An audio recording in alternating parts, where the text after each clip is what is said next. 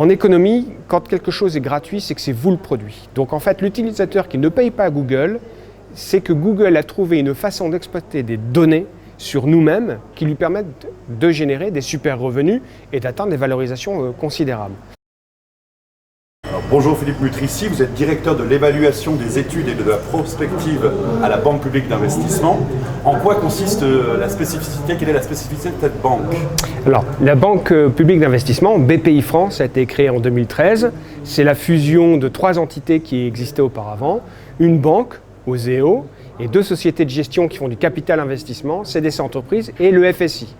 Et cet nouvel ensemble, qui existe depuis 5 ans, finance à peu près 80 000 entreprises par an, plus de 20 milliards d'euros distribués aux entreprises, en haut et bas de bilan. Le haut de bilan, c'est du capital investissement, des prises de participation.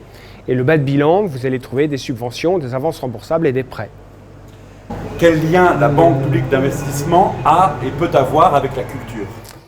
La banque BPI France a historiquement beaucoup de liens avec le monde de la culture, et notamment dans ce que l'on appelle les industries créatives. Nous avons plusieurs fonds qui sont gérés par BPI France et qui investissent dans des sociétés dans le monde de la mode et de la culture, notamment dans des sociétés de spectacle. Et plus récemment, on a créé, à la demande de l'État et du secteur économique, un nouveau fonds en partenariat avec l'IFSIC. Donc tout ce qui est financement de la création est quelque chose qui est extrêmement important pour nous. Vous avez évoqué notamment dans cette table ronde, vous avez cité cette expression de numérique déroutant, comme quoi l'économie est peu à peu transformée par le numérique. Est-ce que vous pouvez nous dire en quoi consiste ce numérique déroutant? Le numérique déroutant, c'est un jeu de mots pour dire qu'à la fois ce numérique est difficile à comprendre, donc il nous déroute, et que le principe de base de cette économie telle qu'elle existe aujourd'hui, c'est l'émergence de plateformes de type Uber, Booking, qui prélèvent un certain nombre de valeurs sur les transactions et donc qui déroutent du chiffre d'affaires par rapport à ces transactions. Donc le numérique déroutant, c'est une image pour dire que dans la révolution que nous vivons aujourd'hui, qui est une révolution industrielle profonde, des acteurs vont capter de la valeur en déroutant du chiffre d'affaires à leur profit et le plus souvent au détriment du consommateur. Ça peut être des proportions très importantes, ça peut être entre 20 et 30% d'une transaction qui part vers la plateforme qui a rendu le service. En fait, le numérique déroutant, c'est aussi un état des lieux momentané, j'imagine, de l'histoire du numérique. Vous avez même dit que la révolution numérique n'était pas terminée, et vous avez dit Uber et toutes sortes de plateformes de ce type, eux-mêmes vont être victimes ou risquent d'être victimes d'ubérisation. Alors, est-ce que vous pouvez nous expliquer quel est ce constat que vous faites? Alors c'est un petit peu effectivement à la fois un paradoxe et une bonne nouvelle. Le paradoxe, ce serait de dire que la révolution numérique est terminée, qu'on est aujourd'hui dans une économie qui est dominée par des géants mondiaux comme les GAFA, comme Google, Amazon, etc. Et que ces géants ont pris une position tellement forte qu'il n'est pas possible aujourd'hui de les remplacer ou de les concurrencer. Et ce que nous disons, nous, à BPI France, après avoir regardé un certain nombre d'innovations qui sont en train de sortir dans ce monde numérique, c'est que cette révolution, loin d'être terminée, elle en est juste une étape intermédiaire. Et qu'il y a une nouvelle étape qui est en train de s'ouvrir et qui verra justement l'ubérisation d'Uber par de nouveaux acteurs.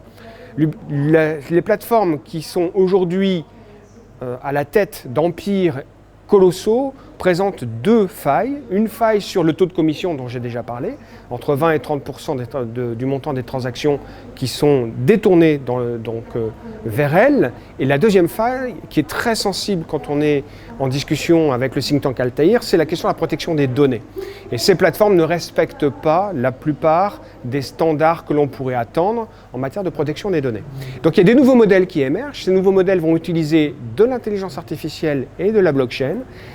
Ces nouveaux modèles sont souvent promus par des startups françaises, donc il faut le dire aussi.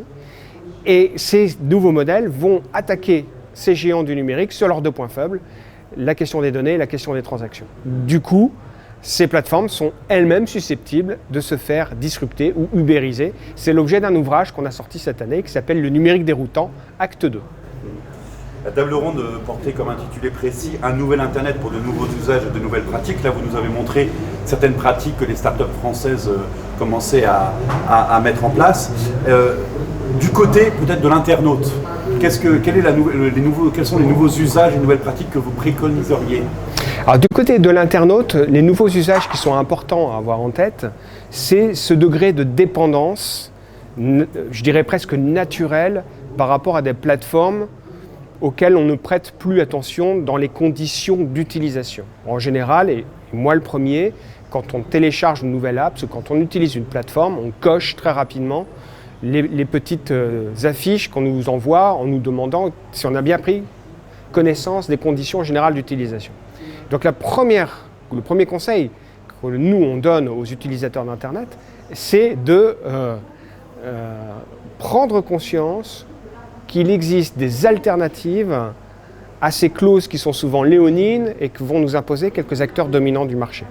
Deuxième recommandation que l'on peut faire, c'est de bien investiguer, de bien comprendre comment ces systèmes numériques fonctionnent. Où va se faire la création de valeur? Comment un moteur de recherche peut nous proposer quelque chose de gratuit?